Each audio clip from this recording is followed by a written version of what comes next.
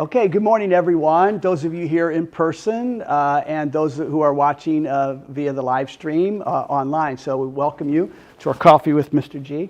And appreciate you coming out.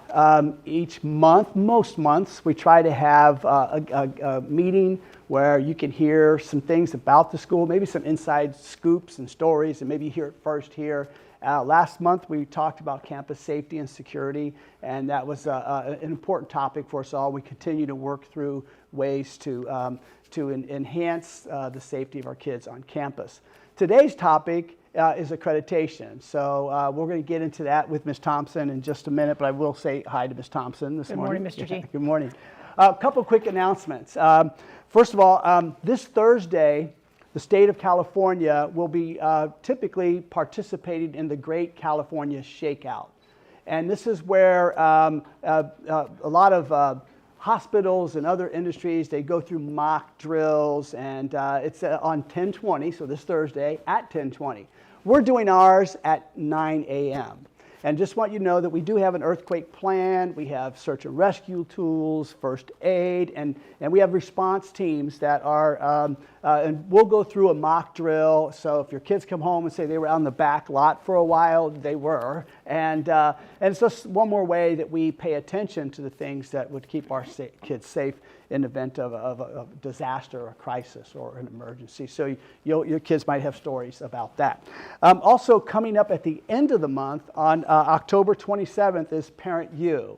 We, as a school, Foothill wants to be a resource to you as families, and Parent U, Parent University, is a night twice a year where we invite parents to come out and hear from an expert, a leading voice on some particular topic. Well, October is anti-bullying month, and so we've got Paul Coughlin from the Protectors coming to our school.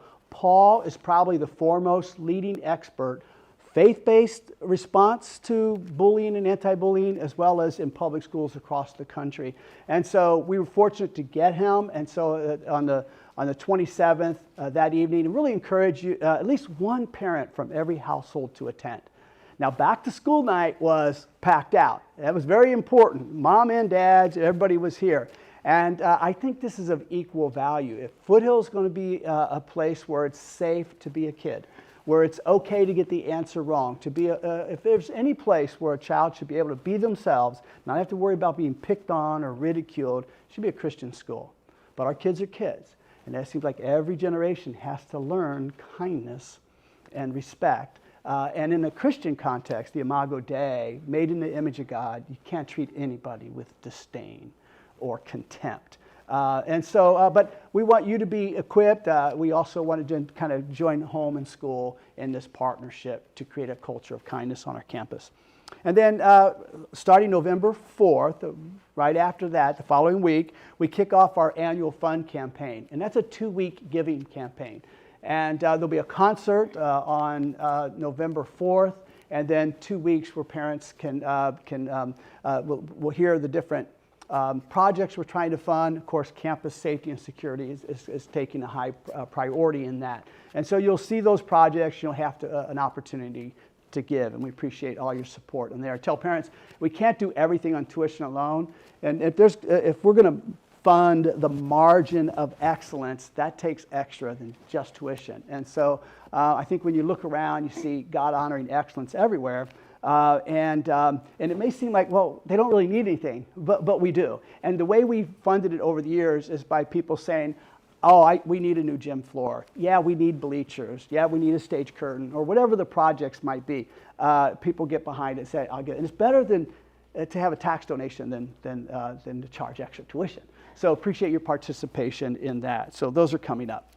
All right, again, welcome again to Coffee with Mr. G. The topic today is accreditation. And Ms. Thompson, just so you know, is leading our school and preschool through it, but she sits on the West Coast, Southern California Regional Commission on Accreditation.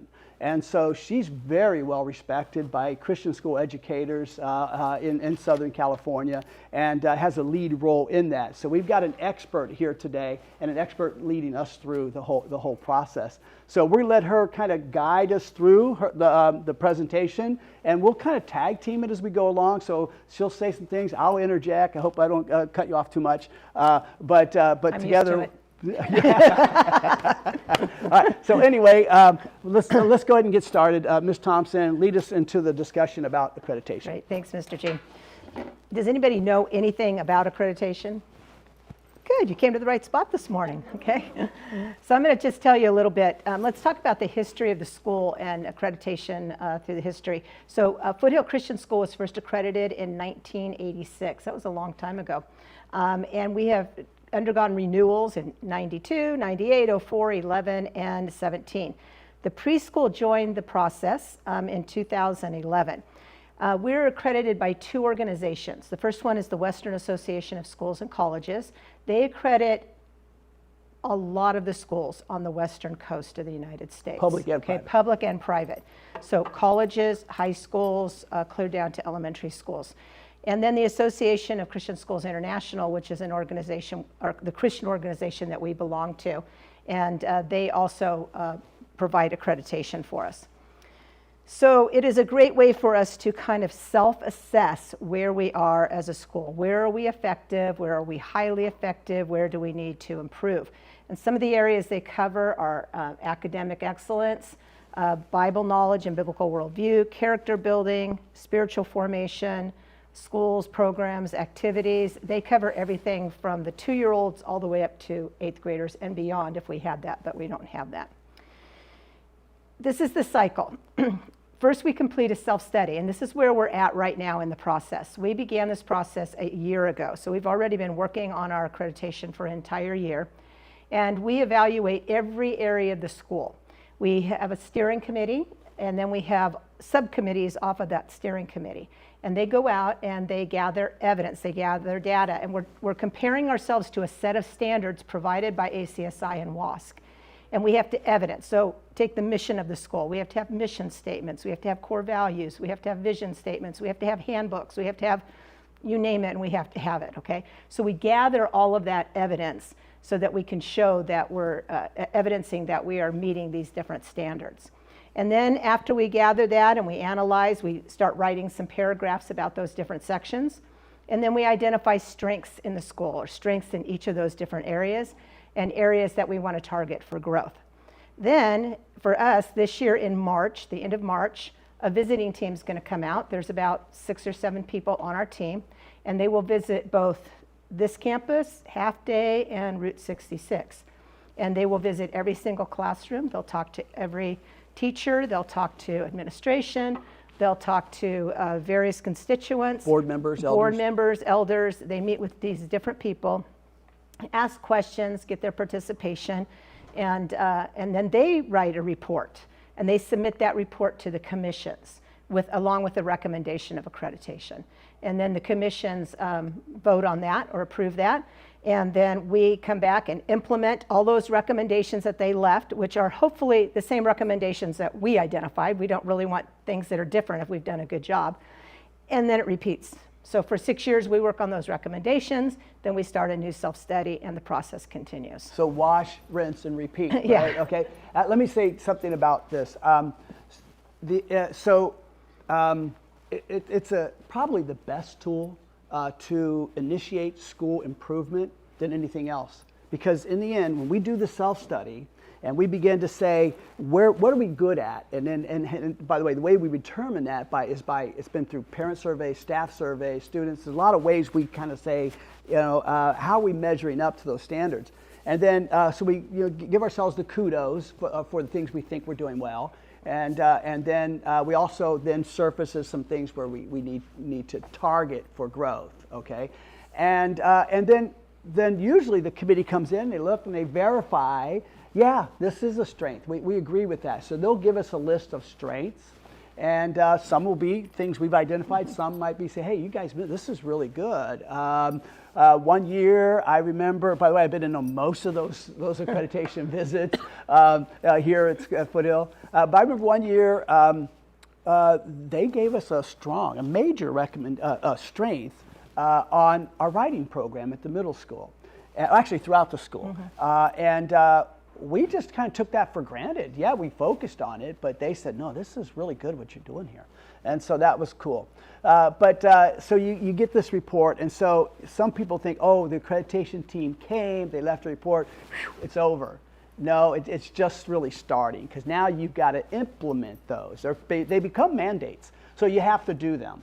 And so again, now you've got goals, and so it does keep us on track, on a school improvement track. Yeah. I think safety was one of the things they left us the last time to continue to work on and communicate with you, our safety plans. So that's one thing. Another thing we were left with the last time is human resources. We didn't have a human resources department, and so through our own analysis, we said we wanted one. They confirmed that, and now we have a great human resources department that serves all of our employees very well. So those are things that help us grow. So one of the things that we did, if you were here last year, you hopefully participated in the Flourishing Schools Culture Survey. This went out to everybody. It went out to parents, it went out to alumni, it went out to board, faculty, staff, and students.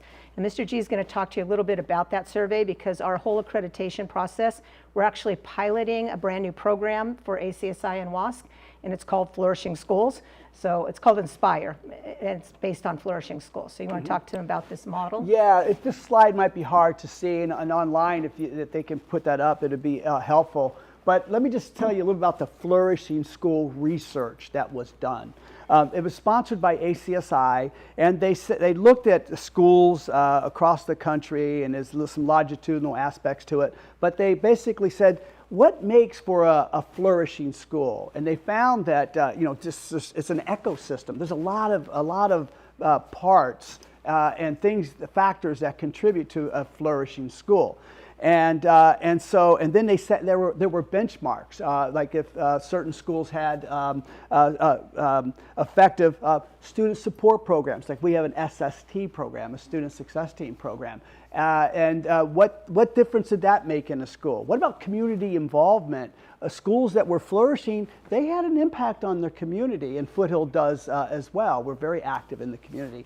So this research identified, and I'm going to maybe step out of the camera a little bit, 5 domains: your purpose, your mission, the philosophy statements, and what's core to who you are was important. Relationships, and this is from leaderships to parents to community, teacher, student. The learning orientation, is it a rigorous program? What kind of support is there for students? And then expertise and resources, and then well-being. Well-being coming out of COVID was something we focused on and have, like the last 2 years, trying to help our kids cope with anxiety and depression. And kids coming out of remote learning, now coming back to school, and we try to be there for them and our teachers, because our teachers went through a lot as well. It was very difficult to teach online, and we tried to support them. So caring for the stress levels, healthy living with staff, and those kinds of things. So in each of those domains, they said, wow, this is good information.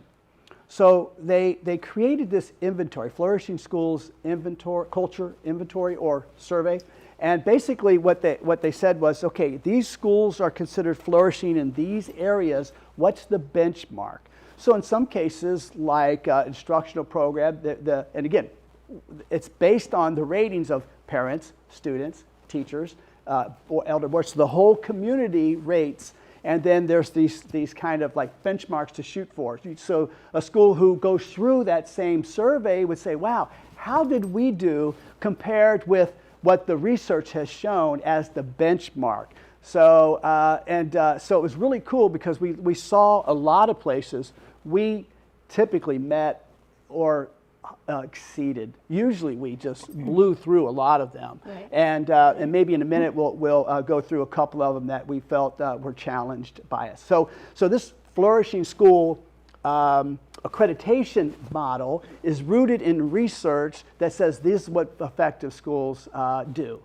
And there are so standards, and then the benchmarks, we compare ourselves with others, not just by ourselves. So that's the Flourishing School culture inventory or model. Okay, so some of the significant strengths. How many of you got to participate in that last year? Do you remember taking that survey? A couple of you remember taking the survey? You might have taken it and not remembered too. Okay, so some of the significant strengths that came out of that was community engagement, that we are very involved in our local community. Some examples of that are we have a great working relationship with APU. Some of their teaching students come over here and visit our classrooms. We have our 8th graders just went over there last week for a college visit, and that was a great experience for the kids. They got to go to a chapel, they got to visit some classes, they got to go see the what are those nice documents that they have over there? Oh, the Dead Sea Scrolls. Some Dead Sea Scrolls, and they got to eat in the cafeteria, the highlight probably of their trip. Soft serve ice cream in the cafeteria. So at Glendora Public Library, we have a great relationship with them. Mr. G has served on the foundation's board for a number of years. So there's a lot of community involvement. Our students are involved in service projects to the community. Professional development came back as a strength. We have a school-based professional development program that's recognized by ACSI. And so like last Friday when the kids weren't in school, we were in school. And what were we doing all day? Professional development. So we keep our teachers up to date on current trends in education and all sorts of different topics that we have to cover. Systems thinking, I thought, isn't that an interesting title? Systems thinking, what is that? That just means we consider the entire organization, even the church, the preschool, how's it going to affect different departments before we make a decision? Holistic teaching, this is probably my absolute favorite. Teachers touch the heart and soul as well as the mind. So teachers go beyond just teaching your kids. They really minister to them and love them. And then resource planning. Our board does an amazing job of not only supporting us with resources right now, but planning for the future. Living Way, boy, I'm sorry, that is like a blast from my past. 15 years ago, I was at another school. Foothill is going to be here for years and years to come, okay? Because of the planning of our school board.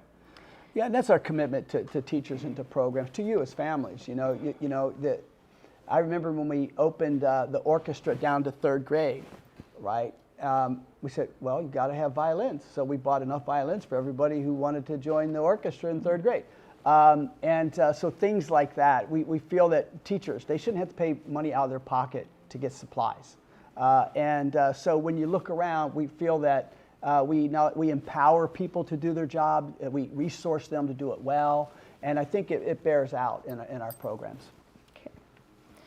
So opportunities for growth that came out of the Flourishing School Survey is, I love this one, resource constraints. If we had more, we could do more. How many could appreciate that in your home life? If we had more, we can do more. So that's why we're always striving with the gala and different things to raise money to improve our excellence in our those programs. seem like they're kind of polarized. They're like, wait a minute, on one hand, it came out as a strength that we're well-resourced, and I think we would look around and say, yeah, we are. But on the other hand, people said, but imagine what we could do. Yeah. And so that's we agree. Yep. Stress came back as an area of concern on the survey, but again, this is right post-COVID. We even questioned whether or not that was the right timing to send out the survey because of COVID and everything we were going through. So it doesn't surprise us that showed up. Yeah, because we were all going through it. And we felt, it's better to get a snapshot in time, whether you were in COVID or not, at least to say, here's where we are now, and then what would we do with that data. Right. Our students felt, when we surveyed students, that's our older kids, so 6th through 8th graders, felt that they were ill-equipped to deal with some difficult situations. Again, I feel a lot of this was coming out of COVID. But we are doing some things this year to help our students. And one of the professional development things that we're doing is we're having training on helping kids through anxiety and depression and these different feelings that they're experiencing. So we're spending some time on that this year with our teachers. Do you have another slide on that? Okay, there you go. Questioning, students having doubts about their faith. came up with our junior hires, and we're also addressing that one. So anything that we're seeing, we're like, okay, we have to step up what we're doing here. Yeah, and I want to say something about that. So that came back in the survey, and so we said, well, what was the benchmark? What was the level for the people who took the survey pre-COVID and in the flourishing schools? And interesting enough, in most of the categories, you had to hit like 85% to get the benchmark, and we were there or beyond. And so we said, well, gosh, what did we rate there? We rated like 66% in the area of helping students grapple with their faith. And we thought, wow, that was one of our lowest marks. Oh, let's look over here at the Flourishing School inventory. What was the benchmark? 67%. Maybe it was the reverse. It might have been 66 and we had 67. But I said, wait, time out. Wait a minute. Okay, we hear this and we want to help our kids own their faith and grapple with it, and we recognize if we keep teaching Bible the way we always used to teach Bible, today when kids look to culture, it used to be they would look to culture and we would reinforce the values. Now they look to culture and social media and influences, and it doesn't line up always with what the Bible teaches. So if we teach it the same way, they're going to pass the test. They're going to get A's on the test, but they're going to fail at life. When they leave our school, they're going to say, maybe buy into the culture. So we have to help them navigate youth culture. But when the benchmark came back at 67, I mean, those are the most effective. The most effective schools are only doing a 66% job at this. And we realized, wow, we're probably not alone in this. The kids need help. There's a lot of things trying to influence them and their thoughts, and so we're looking at ways to engage them. We're not looking to pick a fight on anything, but we want to step into those areas. Otherwise, they're left to themselves to figure it out, and so we want to come alongside. So that's part of what we said. Okay, we got to do a better job of that. I think another aspect of that is we've always had kids that have served the community and even globally. And during COVID, all of that went away. So these kids have not had an opportunity to step out and experience their faith in a new way. I'm happy to say we're reinstituting some of those things this year. Our junior hires are going to be going down to Mexico later this year. So some of those things are going to come back. But they weren't able to even do service projects locally because we couldn't be together. So there was a 2 or 3 year span there where our kids were just not able to serve, and I think that was a huge factor in their faith. And then the last one was outcomes focus, that we need to focus more on outcomes rather than on the processes or the activities to get there. So preschool did a survey. I don't know if do any of you have parents or kids over at the preschool? Okay, well they did a survey also, so I'll run through this. And that's still open if you're online and you're a preschool parent and you want to complete that survey's still open and you can still respond to it. But the positives that came back there was their loving, nurturing faculty. Did any of you have kids that went through the preschool? Awesome. So you can testify to some of this, especially that loving, nurturing faculty. Great parent communication. They just bought a whole new program within the last year, Bright Wheel, and that's really improved the communication. Did anybody have a chance to experience Bright Wheel? Right. Yeah, thumbs up, it's really good. And in fact, people ask us, Mr. G, you need Bright Wheel.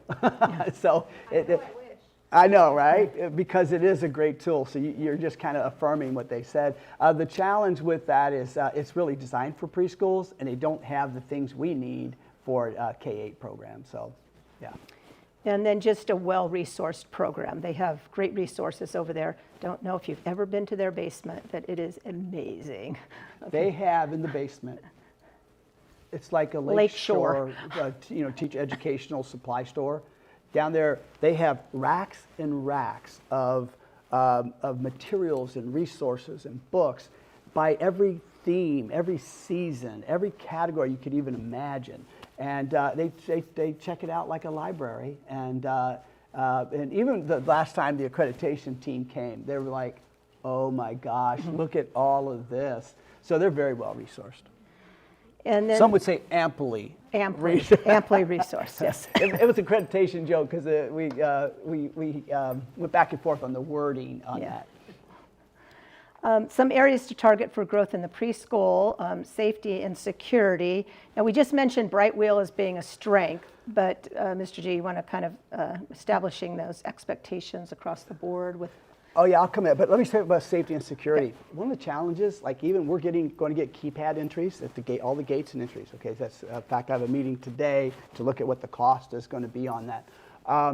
But over there they have a keypad entry, but everybody's nice. And they hold the door open and say, come on in, right? Now, in the mornings, in fact, Miss Vicky, the preschool director, is going to send something out. In the mornings, you got a parent with a child in tow, and they're holding their hand. You figure, okay, they belong and they're probably safe. So we get it. And there's staff right there, and they're going to put more staff at the front to make sure. But in the evening, people come to get their child. And unless they have siblings or something, they're by themselves. So people hold the door open for somebody and they don't know. If you know the person, fine. But if you don't, and we would say, hey, do you mind using your own code? Or saying, if you're not comfortable with that, because it's awkward, you feel like you're not a nice, polite person, or you say, you go first. Let them use their code, and then you use yours. So my only point that there's a little bit of a challenge there, and there's things they're going to be implementing there as well. But I just want to mention that even with keypads, it takes all of us to be really conscientious about that.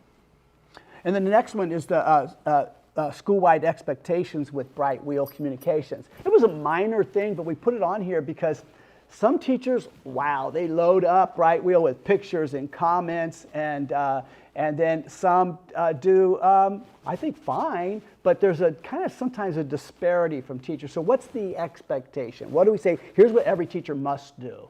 And so I think they're going to kind of standardize that so no one feels that they're not getting enough communication. But it kind of breeds a level of expectation, over every little sniffle or every little thing a parent's expecting some sort of a comment. And so we got to strike a balance there. But I think we would agree the strength is the communication, but how do we make it effective? Everyone's using it kind of similarly. Great. And then they also want to start creating resources for families, especially for students. When kids are young, you want to diagnose things as early as you can. You want to get help as early as you can. So they want to create a system for supporting families and students with learning struggles. And some of that might be outsourcing or getting resources for outside of the school, because the school can't do everything. But they want to start collecting that information and be able to help their parents in a better way. They've done it on a case-by-case basis as things kind of unfold. But you think about it, a couple things. At Foothill, we assess all the students before they come into the school. Preschool, really not, here they come. They don't usually do an assessment. And so students show up, and sometimes there might be social emotional needs, behavior concerns, different things. And so while they work with families on that, they feel they can do a better job of assessing that sooner, putting an action plan in place sooner, and partnering with the parents with resources so that they, and at that level, that's often sometimes the first time parents have heard there's a concern. Maybe it's their first child, and they haven't quite had something to measure against the developmental stages or benchmarks. And so sometimes it takes a lot to come alongside parents and talk about some of the needs. So they want to do that better. I think that's a good goal. So again, going back to the self-study that we're working on, these are the areas that are being targeted by us, and that will be focused on by the visiting team when they come in March. Teaching and learning, spiritual formation, mission, vision, extracurricular opportunities, homeschool community, facilities, resources, and special services. So we're analyzing and investigating all of that, gathering data in all of these different areas. So some themes have started to creep to the top, either through conversations or through the surveys, or even in coffees with Mr. G. So some of the emerging themes on the positive side, again, are the dedicated faculty, and now I'm talking preschool all the way through 8th grade. Solid, rigorous academic program, strong spiritual formation, quality extracurricular programs. I'll tell you, we have more extracurricular activities for our kids than I've seen in a lot of Christian schools. They get to whatever their interests are, there's a program here for them. But we are interested in getting a cheer program.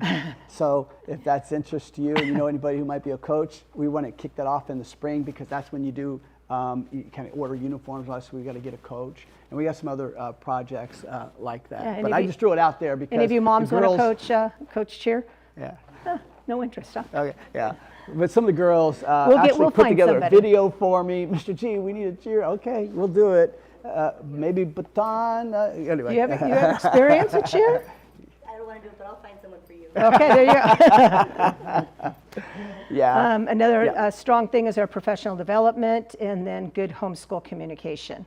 And then the emerging themes on the things that we're looking to improve are enhance our security, and that's coming more of a desire internally to improve our security. There's nothing wrong. You wouldn't walk on our campus and say, man, it's wide open and they just let anybody walk in. That's not the case, but we want to make it better for the safety of our students and our faculty.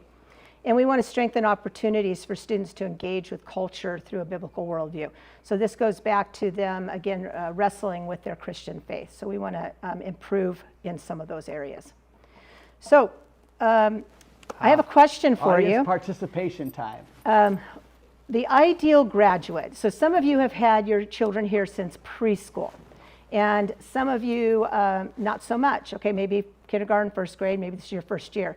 But when your child graduates from Foothill Christian School, what are the things that you want them to have or to know or to be able to do? Does that make sense? So the profile of an What is the ideal graduate? profile of a Foothill Christian School graduate? And I'm going to put this slide up, because this is what you're going to see when you log on. Oh, let me go back. Do they have to get that? Yeah, let me QR go code? back to the QR So code. get your phones out. Snap that picture. You're welcome to come up and get I'll make a it. closer I'll view make of it. Oops. I'll make it larger so you can And see she'll it. give you instructions on what to do with it here. Okay. So grab the QR code, and if you're at home, it's in the chat. Okay. And you can come forward if you can't grab it from the back there. And then this is called a Padlet, okay? And you're going to notice the plus sign at the bottom, and you just hit the plus sign, and it's going to bring up a little screen that you can type on. You can change the color. You can turn it into like a little colored Post-it note. Did we get it? You can Good. put more than one thing on there. It's all anonymous. I don't know who's saying what. Does everybody have it now? Okay, Because I'll they've go to got the it. other page. So now what you start typing in qualities of a Foothill graduate that you think are important, they'll start showing up here. The ideal graduate should look like. So you just hit the plus sign, and if you want to make it colored, there's those options there for you. If you're not a techie person, it'll just come up as a white background. No big deal. And that's okay. Is it working? Okay, I'm going to refresh it here just in case it's kind of lost its live feed there.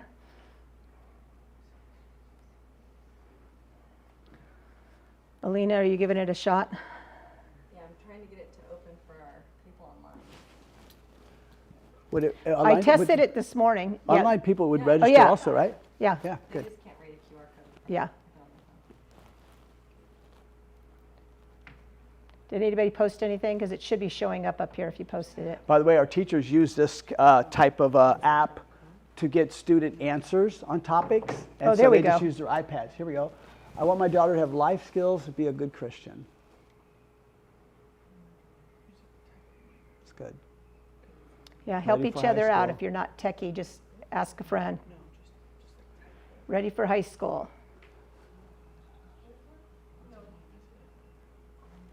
Strong understanding of the Bible and relationship with Christ.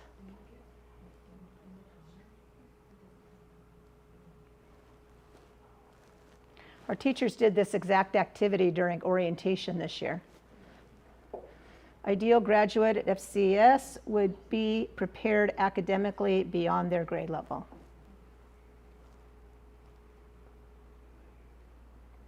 We had a family that left a Foothill this year and moved out toward Rialto area or Ontario, and put their kids in public school, and reported back to us that their kids are at least a half a year ahead of their classmates academically in what they're doing.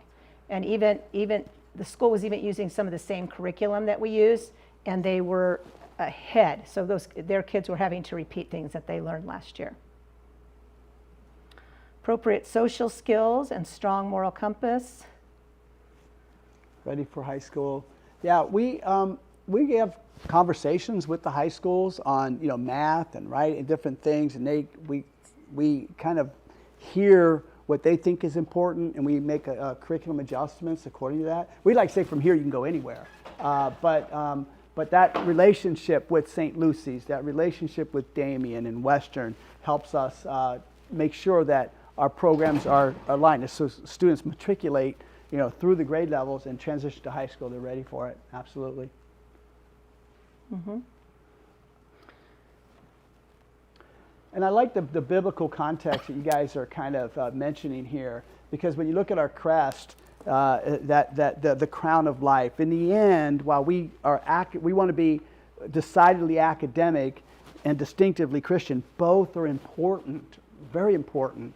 And I don't think you put one above the other in the sense that if you're at a Christian school, you shouldn't suffer academically. In fact, you should be ahead. And but in the end, the wreath is the victor's crown. And in the end, we want our kids to be found in Christ on that day. So ultimately, the whole thing is encompassed by that overarching goal that they will know Christ. Ready for public speaking. I like that one, because I think the kids have a lot of opportunities to stand up in front of their class and programs where they develop a poise in front of an audience. And speaking in front of others is like, for some people, really high on the stress level, or I don't know, related to some very awful things. Yeah. But our kids tend to do pretty well with that. And so, but some of that's not taught, but it's caught. Not everything's taught, it's caught, because we just emphasize the things that allow that to develop. I like your answers. What do we say is the ideal graduate? So, and by the way, we appreciate this feedback. This contributes to the whole accreditation process also.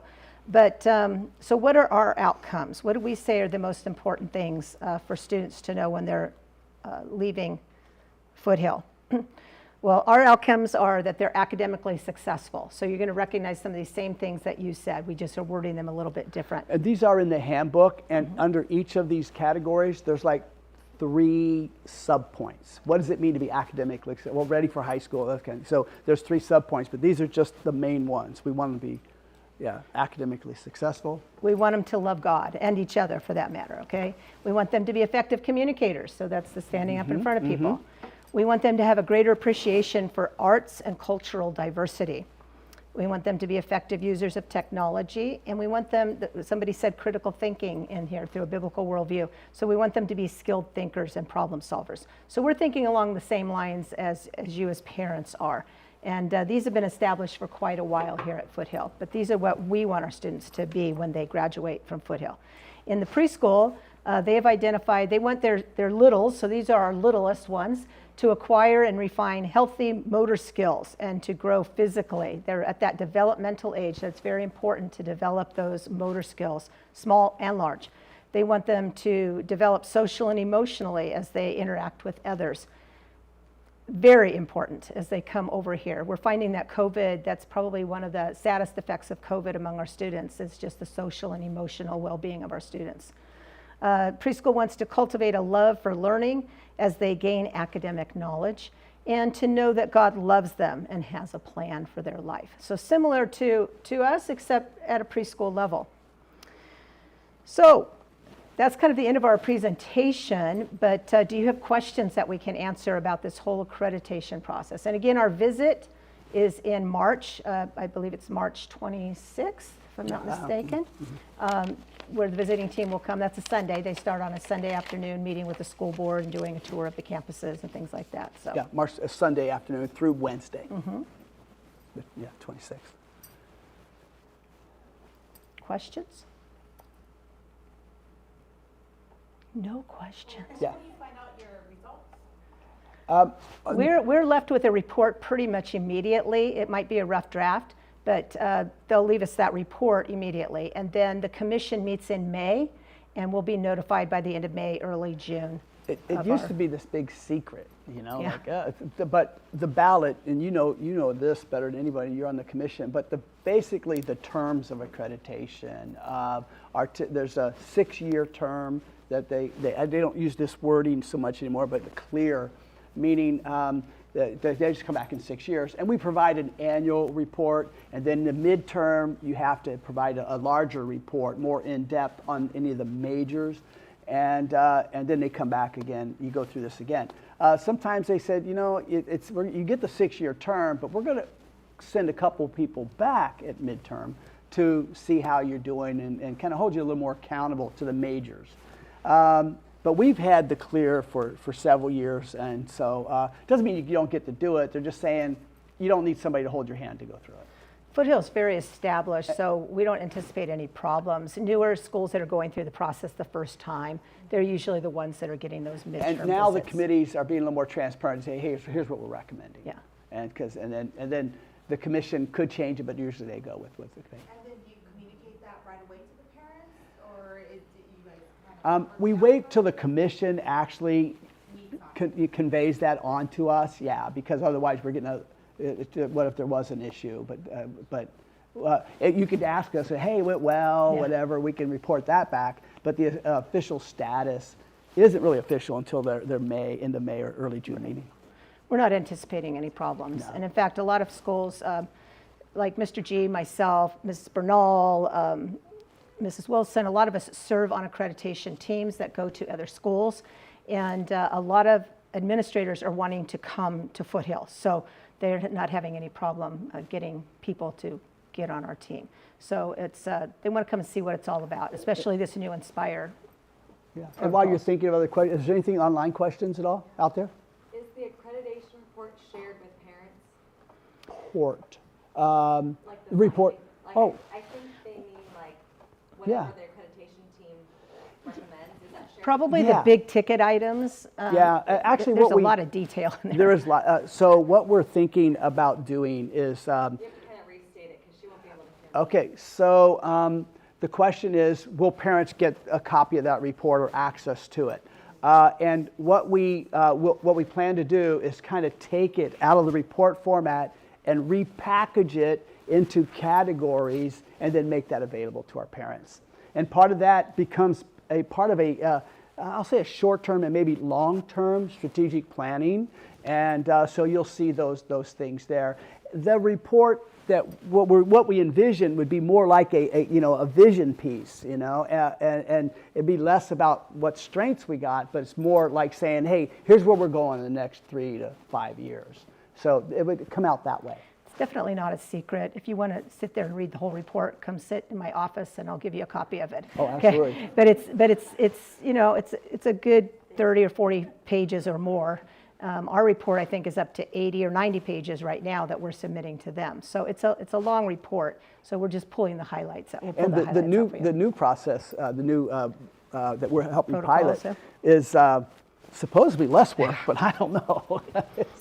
I don't feel that. I don't either. Well, because they say, oh, yeah, you got to tell your story. You want Yeah. them to get a feel for it. And I will say, when it comes to these areas, the professional development program that Ms. Thompson has put together, schools call us and say, hey, can we get a copy of that? How did you do it? How did you get ACSI to approve that? We were the first in all of Southern California to have the ACSI approved professional development plan. And it gave us a lot of, it saved our teachers from having to go through jump through other hoops for CEUs and professional development. Hey, we'll handle that ourselves. You're making them do things that don't necessarily align, not bad, but we're putting a lot of energy in some common site-based goals. And so that was cool. So people, hey, how'd you do that? And so Foothill is kind of a go-to out there for people, yeah. But in fact, a school reached out to me yesterday and said, hey, Mr. G, you have your curriculum and your curriculum maps and units and biblical integration. We're a school that uses a particular software platform. And they said, can you share that with us? Because we'd like to use some of your stuff. And we're glad to share it. They're welcome to use it. And so that's really good, I think, resource sharing with other schools, collaboration like that. But yeah, It's not uncommon to be somewhere, hey, what's Foothill up to this year? So I feel good about that. Yeah, you me know? too. So Thank you. Thank you. Thank you for Yeah. coming. Any other questions then? Okay, all right. Well, thank you for coming. Do we know what the This topic is going to important. be next time, or we haven't gotten that far? No. Anybody want a topic? You want to suggest a topic? Any topics out there? Shoot me an email if you think there's something, that might be important to cover. You ever take a little survey of the kids in class, maybe have them, what would they want addressed, maybe that we can see where their minds are coming from? Yeah. We do that a lot with the middle schoolers.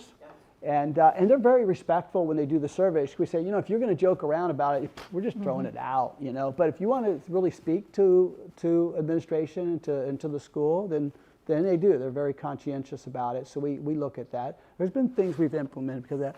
But I will say the topic that I would say, not necessarily a topic for credit for a coffee, it could be, I think, is. But I really encourage you, come see Paul Coughlin and the Protectors on that anti-bullying night. He'll be with our kids in the morning. He's even coming an extra day. He's going to be with the 4th and 5th graders one day, like in their chapel. And then he'll meet with the teachers. He'll meet with the chapel for the middle schoolers, and then Junior Beta. the junior beta, our leadership. And again, trying to shift our culture. And he was here several years ago, and it made a difference in our school. Kids confess to others their how they were mean to them, one brother to brother, and their tears. And then we start looking at things like the Imago Dei was birthed out of that. Our anti-bullying exhibit, one school's response, was birthed out of this. We said we got to do things differently and creatively to make a difference. So we might do that as a topic because I think that would be good for parents to hear. And so about here's how we approach it and here's what you can do at home. And so that really gets kick-started at that Parent U. So encourage your friends to come to that as well. Okay. Well, thank you. All right. You guys Okay, have a good God day. bless. Thanks for We're your here time if this you need morning. anything.